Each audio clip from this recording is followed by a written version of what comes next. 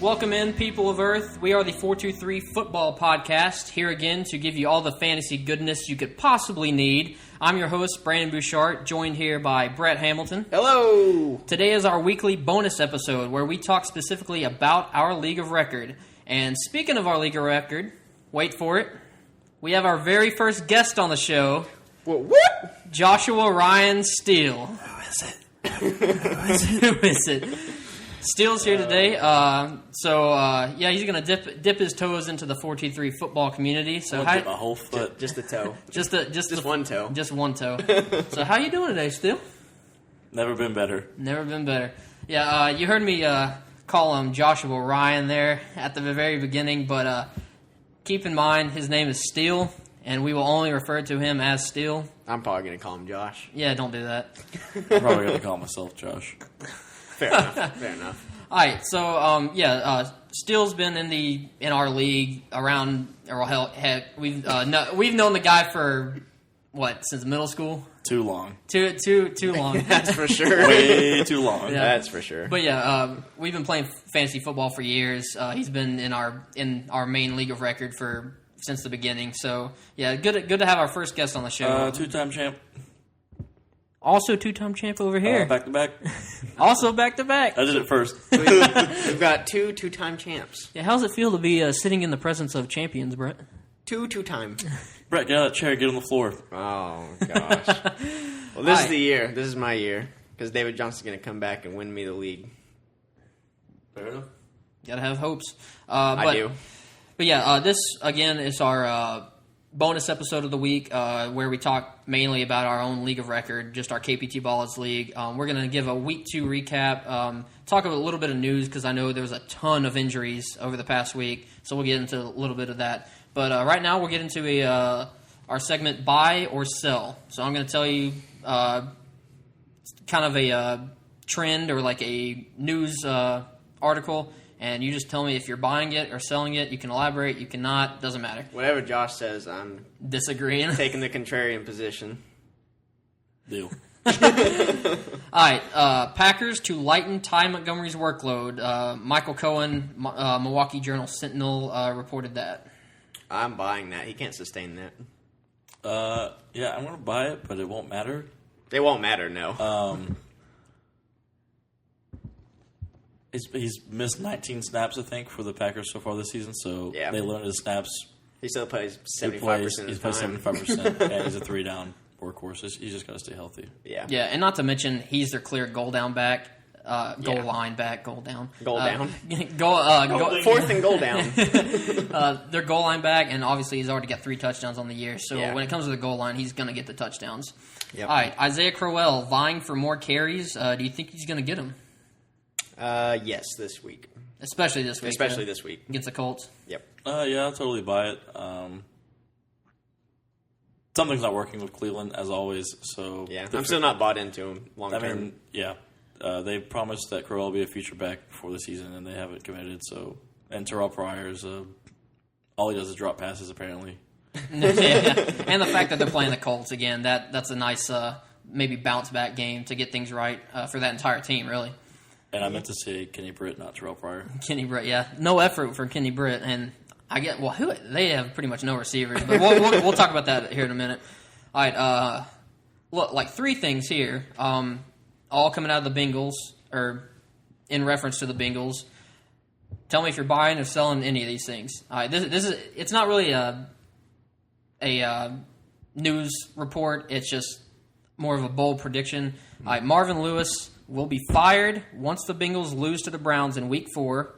Andy Dalton will be replaced by A.J. McCarron, and Joe Mixon will be a top 5 running back from Week 5 on. Buying or selling any of that? I'm selling all 3. All 3? All 3. Brett, I hate to do this, but I completely agree. I'm selling all 3. Yeah. I don't think they're going to lose to the Browns. Joe Mixon, not top 5. He has potential to be a great running back if he gets the opportunity, but not top 5. Not in a 3 running back committee. Yep. Yeah, but I do hope at one point, like we were talking earlier, that Joe Mixon could possibly take over that role. And, I mean, it could happen this week, it could happen next week. I think it's going to happen at some point. I'm still holding on to him as my MVP or my fantasy MVP. Oh yeah. I can see him being. I just don't see him being top 5 in front of guys like Le'Veon, Kareem Hunt. There's a lot of names up there. Yeah, Melvin Gordon. Just the guys that have been at the top so far this season and prior seasons. I don't see him. There's no room for him. I don't think. No. Fair enough. All right, this one's more for Steele. Josh Gordon has 50-50 chance of playing in the NFL this season. You didn't call him by his actual name. What's his actual name? The GOAT. Josh Goten. Josh Goten. But, apparently there are reports that he could be reinstated for the 2017 season. I don't really know what kind of shape he's in, if he's in football Best shape of his life has to be. Has to be. He hasn't missed a step. He actually can't be out of shape ever. But yeah, obviously the Browns are in desperate need of some pass catchers, and Let's just close our eyes for a second and envision that beautiful Deshaun Kaiser deep ball to Josh Gordon. Just 80 all he yards does is throw it deep. through the house. that's true. Kaiser only throws deep balls, so I guess that would be a perfect combination. It's either a deep ball or a pick. I heard once that Julio Jones calls Josh Gordon daddy. Oh my gosh. All right, moving on. All right, jumping into the news. A lot of news. Just like I said, mainly injuries. I'm going to run through a bunch of them quick. Stop me if you have anything to say in regards to any of these. Corey Davis will not play this week. He's dealing with a hamstring injury. So yeah, he's out for this week. Shocker. Jordy Nelson expects to play in week 3. He practiced in full on Wednesday and Thursday, so good signs there. Yep. Randall Cobb, chest, still not practicing. That's kind of shocking because we thought it was going to be more I thought it was going to be the other way around. Yeah. We got DeMarco Murray, still not practicing. He's dealing with a hamstring injury, so Derrick Henry owners, you might get lucky this week. Can I butt in? Yep. This is the changing of the guard. This is it. That. It's the transition I like over. that take. That's a good one. Yeah, it's going to happen eventually, and this Might as well happen now. might as well Might happen as now. well. Rob Gronkowski, dealing with a groin injury. He did practice today, so that's good. He's a lock. He's most likely going to play. But like we said in the like I said in the last show, I mean, we obviously know what Gronk means to that team, and he's incredibly important and pretty much and dominant on the field. Yeah. But we've seen Gronk get injured in the past, and I don't know. You're the Pats fan here, so like I don't know if it's like a sense of them rushing him back but they don't really need to rush him back because they can win without him. Why not wait until he's completely healthy and then have him for that playoff push? I mean, he said after the game that he's fine. He didn't practice yesterday, but if anything, he'll play limited snaps. They're playing Houston. It might be a blowout soon, or it might be close. I don't know. But, yeah, you're right. They have enough weapons that they don't have to rely on him. But I think they still want him out there in the field, especially after missing pretty much all of last season. And they're still transitioning without Edelman, so I think that they want that whole offense out there. Yeah. Sticking with the Patriots, Danny Amendola back at practice.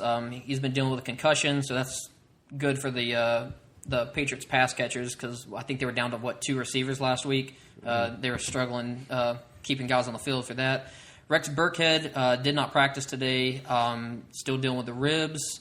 Terrence West did not practice, dealing with soft tissue injury. We still don't know what that is. I don't know if they're trying to keep it hush-hush or whatever, but Buck Allen definitely start him, Buck Allen. even regardless if West plays. Kelvin Benjamin dealing with a knee injury. He did practice today, so they've got to have him on the field too. Yeah. I think that offense is going to be in trouble. He and Greg Olsen are out. And I want to say he was one of our start of the weeks. Yeah. Definitely. I think he'll be fine. I'm definitely liking Kelvin.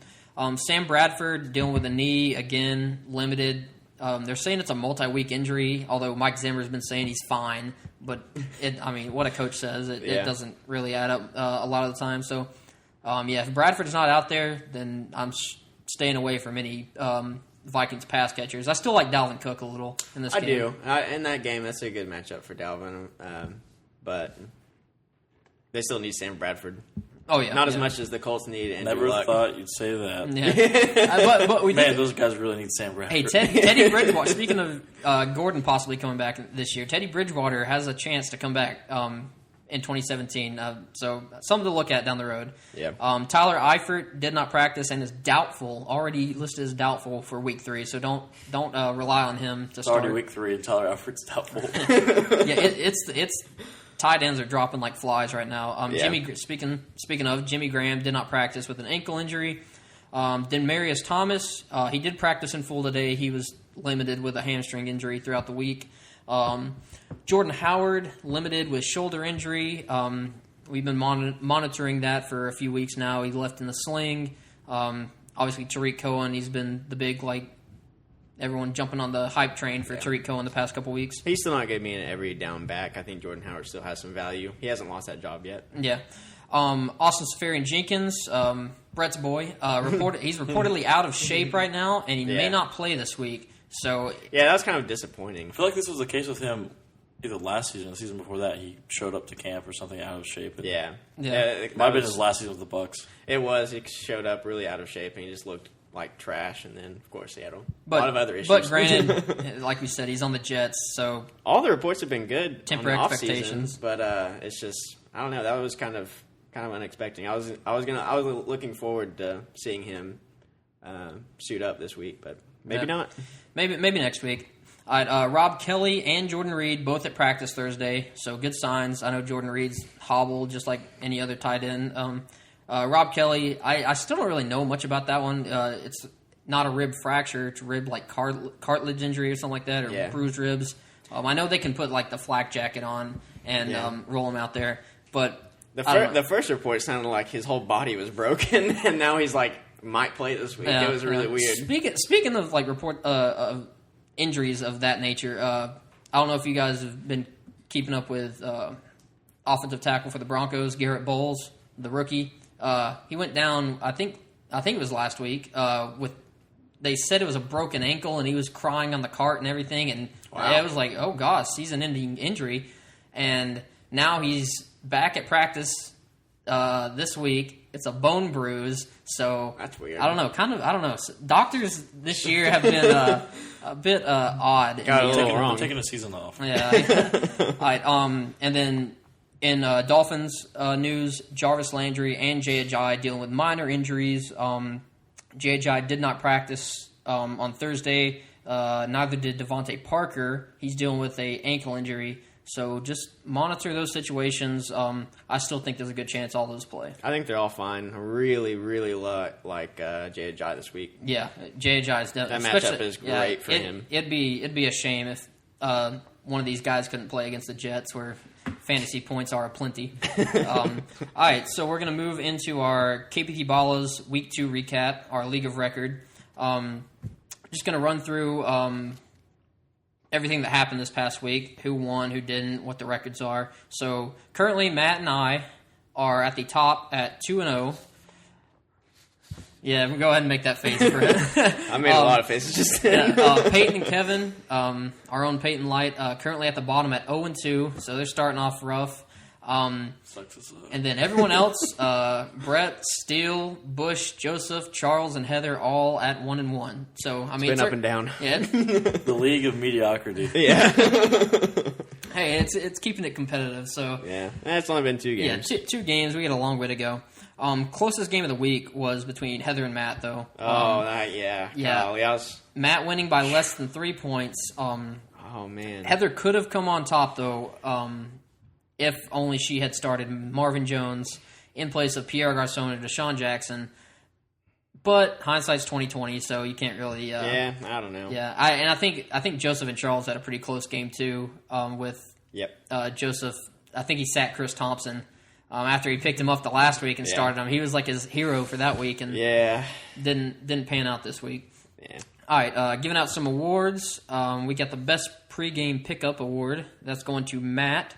Picking up J.J. Nelson. I was kind of mad about that. Yeah. He wasn't available. Exploded for 18 points. This week. Great pickup for Matt. Obviously, came out with that 3-point win over Heather. He's on a lot of the top of the waiver wire additions for this week, but he's already gone in our league, just like a lot of other players. We're too smart for our own good. I know. It's killing me. All right, and then the Star Bench Award. Person who, always, like I said before, Joseph leaving Chris Thompson on his bench, 22 points. Again, he would have beaten Charles, but I don't know. It's just looking at his lineup, it's kind of hard to say, hey, I would have started Chris Thompson. But someone's got to win the award. So, Joseph, you got it this week. Yeah. All right. League injuries. We obviously went through a bunch of the injuries. You know who's out the past couple weeks, but Greg Olson, obviously he's out. He's on IR. Can't come back in 8 weeks, but Peyton had him, and Peyton also had Corey Coleman. So Yeah. Peyton's being hit with the injury bug right now. Yeah. And he had DeMarco Murray. Peyton's got a lot of unfortunate outcomes. Le'Veon Bell's been an underperformer. He'll be fine, but Sounds like he needs to make a trade. DeMarco Murray. This guy. Sounds like he's going to lose again this week to this guy. Oh. Calling him out. All right. And obviously waivers have already gone through.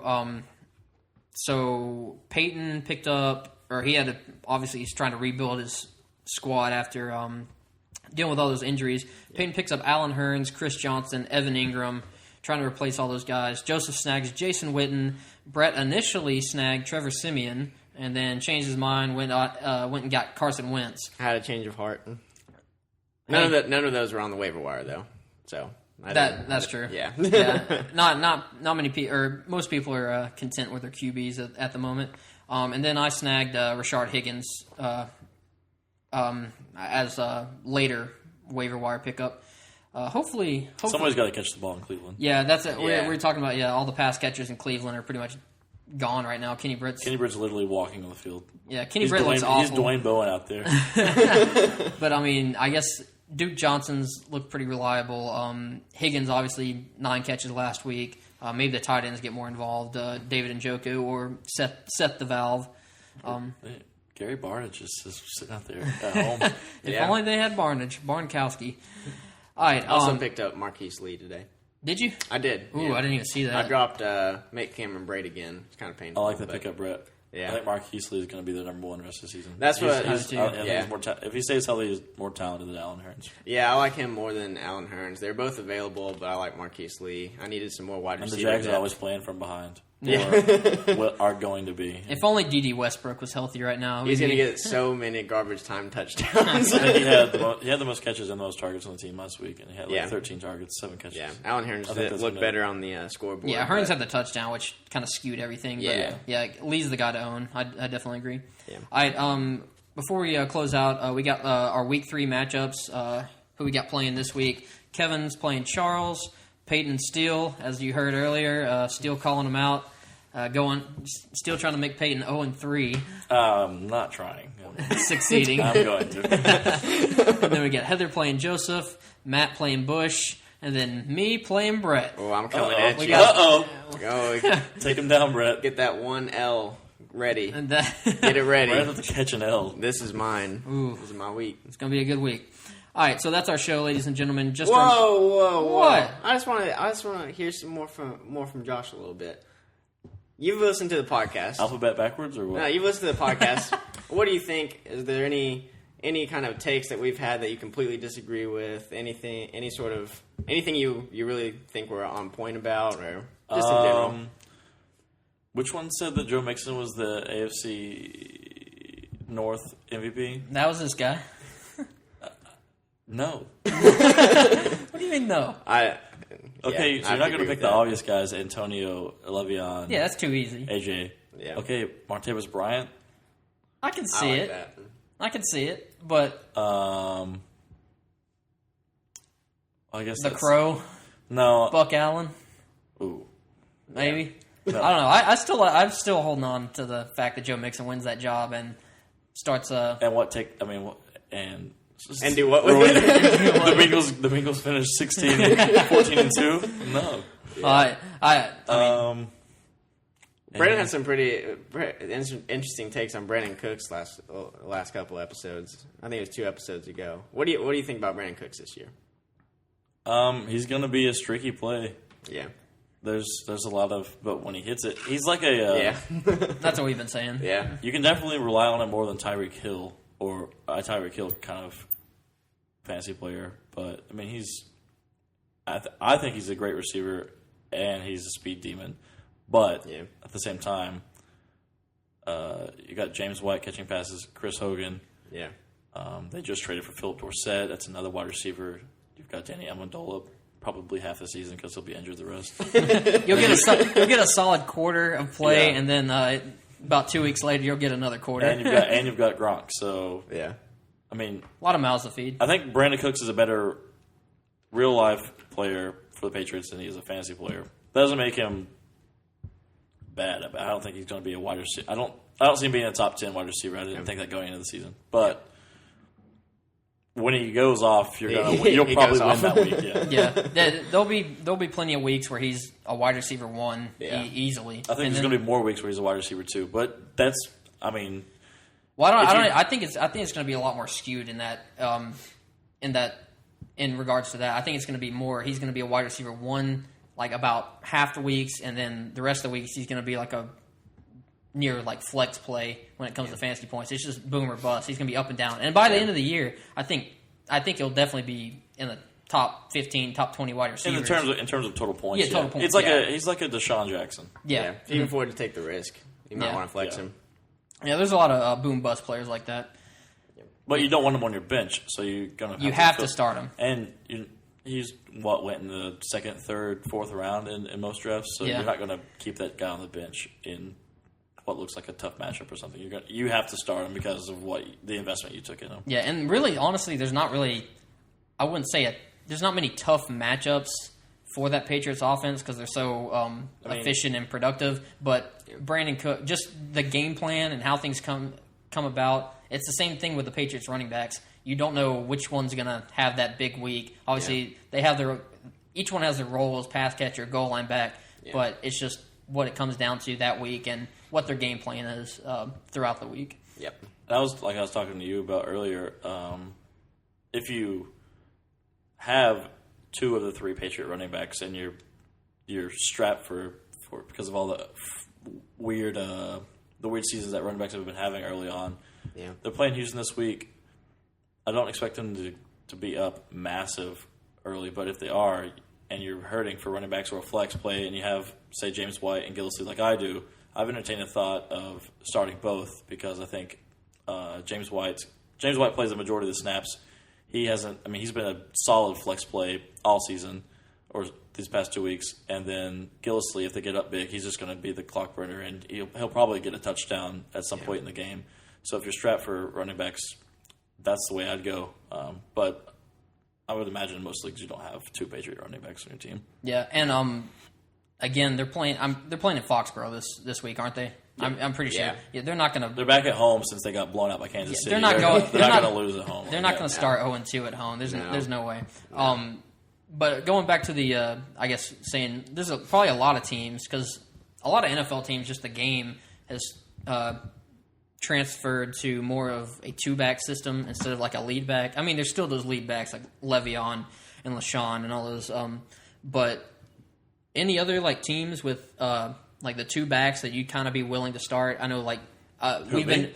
Yeah, I mean whoever. Like, do you think like? I know we've been talking Jonathan Stewart and Christian McCaffrey. Would you? I would not start Jonathan Stewart at all. I wouldn't. I think he's droppable. Jonathan Stewart. But also, I'm not feeling like that. starting McCaffrey until he shows something, which I think might happen this week. Yeah, the Saints are awful. Yeah, that's true. On defense, if there's going to be a game where Christian McCaffrey plays like the 8th overall pick in the draft, plays like he did at Stanford, it's going to be this game. Especially with the Panthers hurting so bad. If Kelvin's actually injured, Greg Olson's out, Cam's got to get the ball out of his hands. Then you run some like options or something like that. Just get the ball. Even if like you know that Cam's going to pitch the ball, just do it. Because Cam obviously can't make an actual like normal arm motion and throw a dump off pass. But maybe if he could just pitch it to him, maybe it'd be okay. Or like Peyton said, if McCaffrey gets some time in the slot. They've been scheming McCaffrey. They're trying to run him between the trenches the first 2 weeks, and he's not that kind of player. You need to get him out wide. He's an explosive player, but you got to get him out in space. He's not going to bust one through the middle like Leonard Fournette or something. If I had him, I think I'd feel pretty comfortable starting Devonta Freeman and Tevin Coleman. I was just about to say, Especially that's one of the most confident ones I have. That's the best 1-2 punch in the league right now. Especially in games that you think the Falcons are going to start run up the score because that they're probably going to rest Devontae for a little and put Kevin in, who is just as good as Devontae. He just doesn't have a starting job. Yeah, and PPR, and he's shown that and in before. PPR it'd probably be even better because obviously, I mean, Freeman gets the touchdowns and points, but Coleman getting the catches. Going into this season, I didn't think they were gonna continue that trend from last year. Tevin Coleman had a huge year as an RB2, and but they're showing that they like that strategy and it's working for them. And I never really, I really try to stray away from having multiple guys on the same team on my roster. I just never like that setup. Unless players. Unless no, I mean, unless it's like a quarterback and a receiver, or a quarterback and a running back. I don't like having running back receiver or receiver. Yeah, but I think it's okay to stack. There are if situations. you have Matt Ryan, Julio Jones, and Devontae Freeman, I'm going to rock all three. Like if you could have easily drafted this season Aaron Rodgers, Jordan Nelson, and Tom Montgomery. I'm going to play all three every week. Yeah, that's there's probably multiple teams that were in that situation. But looking more at the running back thing, if you're willing to actually start two from the same team. I'm just saying do it if you're in need of a flex play, like if Terrence West was your flex and he doesn't play this week, and you have your starters are a Patriot running back and someone else, start the other Patriot running back or start Tevin Coleman at flex if you don't have a better play. Yeah, and obviously after this week we're going to start getting to the bye weeks, so you might have to put those guys in. But what I said in the last show, which you guys or anyone listening, you can go back and listen to that show. Check the receipts. Check. You can be our designated fact checker. But I said actually, I think it's going to be a good week for C.J. Anderson and Jamal Charles. I think there's a good chance they both get in the end zone. Steele's over here smiling. But yeah, I do believe it's going to be a big week for both of them. And I don't know. Not many weeks where I'd say do that, but if you're desperate, maybe roll them both out there. If we're on the running back thing and all the injuries, it seems like the injury bug is big so far this season. Plus, no running back can take a job that they're trying to win except for a few. Apparently. Do you guys have any favorite handcuffs right now? Right now, if I was going to pick one, I'm really, really liking. Well, Jamal would have to be one of the top. What about Jamal's a pretty good one. Devontae Booker's probably back this week. What do you think about that? I don't think he's gonna. I think they've seen what CJ's done. They like him a lot in Denver, and Jamal's looking really, really good right now. But do you think if CJ went down, they just put Devontae into CJ's role, maybe give Jamal more snaps, but still keep him as the passing down back? I was about to say that. I think that would be more likely. Because Devontae Booker is more of a CJ Anderson mold. Yeah, and I think they really like what Jamal Charles is doing, and I think that they would like to keep him in that role for as long as possible because he's really effective at that role. I think if they're smart, they'll do that mainly because he has had the injury history, and then the limited role can help him. Yeah, it keeps him explosive. He would still get more. He'd still see more snaps, but right. Yeah, no, he would see more snaps if C.J. Anderson was down. I don't know if he'd become like a feature back, but he'd get more opportunities. And with Jamal, he's shown that he just needs a few to hit a home run. Yeah, I think Derrick Henry for a handcuff. Oh, he might not. That's not a handcuff anymore. DeMarco Murray might become a handcuff, which is still a great handcuff to have.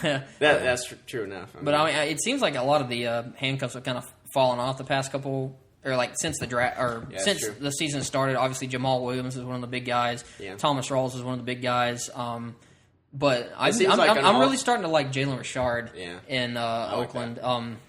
He's got that big playability, and if Marshawn obviously, he's been running like a tank, but Marshawn's looked good. But if he were to go down, that's great situation behind that line and that offense. Absolutely, it seems like the trend for handcuffs is instead of in the case of injuries, like with David Johnson or anything, they're not focusing on a feature back. They go to the committee. It's just by default they go to a committee, and it's awful for fantasy. Yeah, unless you're a team blessed with like two studs or something. Yeah. But obviously that's what's happening with the Cardinals right now, and they're just I don't want any of those guys. I don't want any of them. Not touching them. Not even Chris Johnson.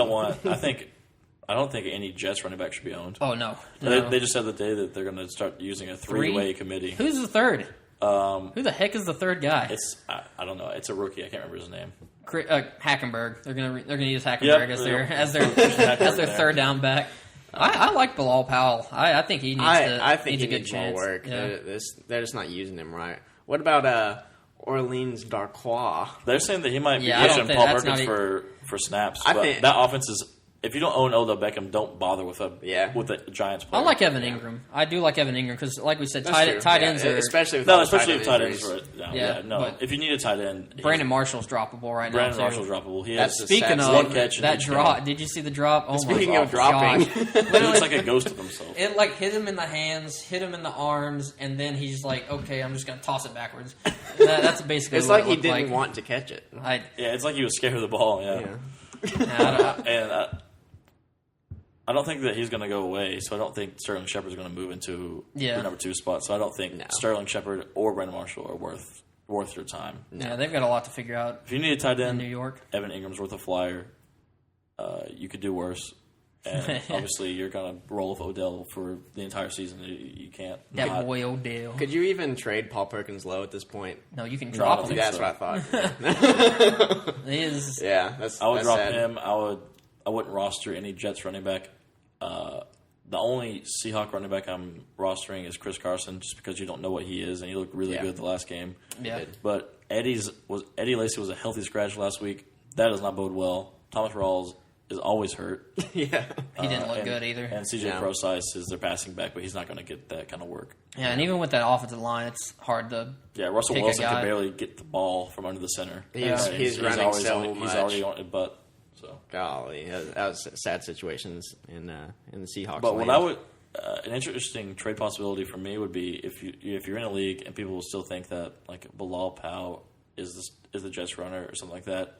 Try and like maybe take a running back that you don't want but you think still has value and maybe in name only package it with like another bench player and go for someone that's going to be a monster handcuff. Like try and trade for Tevin Coleman or something like that, just like an insurance in case Devontae Freeman goes down because we've seen it before and he's torn it up. He'll slide in that role, just like maybe a viable handcuff that should not be dropped, and just take some players that are not performing for you or that you don't want anymore, and try and or you have no use switch for it. on your roster. Yeah, to better your prospects for the future. Yeah. If you can find a deal like that. Yeah, I like that. And again, we're only 2 weeks into the season, and already injuries are aplenty right now. piling up. So it's a long season. People are going to get hurt as much as we don't want to say that. But it's a long season. So that's all the time we have for today. Just a reminder, go check out our previous 2 shows from this week. We've got a bunch of great content over there, some starts and sits, some waiver wire options, and more. Follow us on Twitter and Instagram at the423football. Like us on Facebook. Leave your comments and questions. And most importantly, share us. Get the word out there that there is a plethora of fantasy knowledge just waiting to be consumed here from the 423 Football Podcast. Peace out. Peace out.